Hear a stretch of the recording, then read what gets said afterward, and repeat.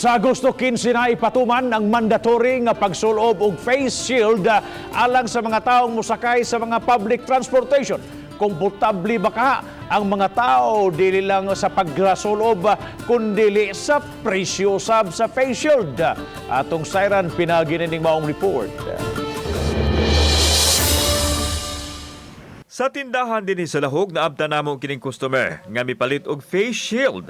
Mato niya first time niyang musulob dinhi kay igo na kaniya unta ang face mask. Gawas sa dubling gasto og hassle na pod nga magsulob siya og face shield. Pero wa na siya mahimo sanglit mando naman kini sa kagamhanan busa ni palit na lang siya. Opo ko gusto og sulot gid ani. Masuwayan nimo. Masuwayan gid ako ni. Pero mas okay ra kay protection. Oh, masipti siya. At least nga gawasan na ay mask. Na ay face shield. But baka kalimuot baka ni. 85 pesos ang presyo sa face shield nga murag antipara. Samtang 50 pesos kadtong ordinaryo lang. Matod sa tag-iya sa tindahan nga mipatong lang pod sila og gamay aron makaganansya.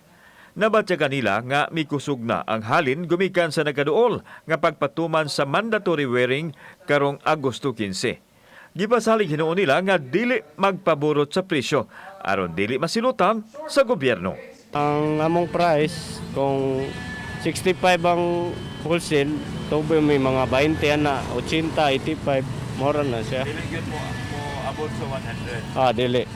Kauban si Marlon Milgaso, ako si Alan Domingo. Balitang Bisdak.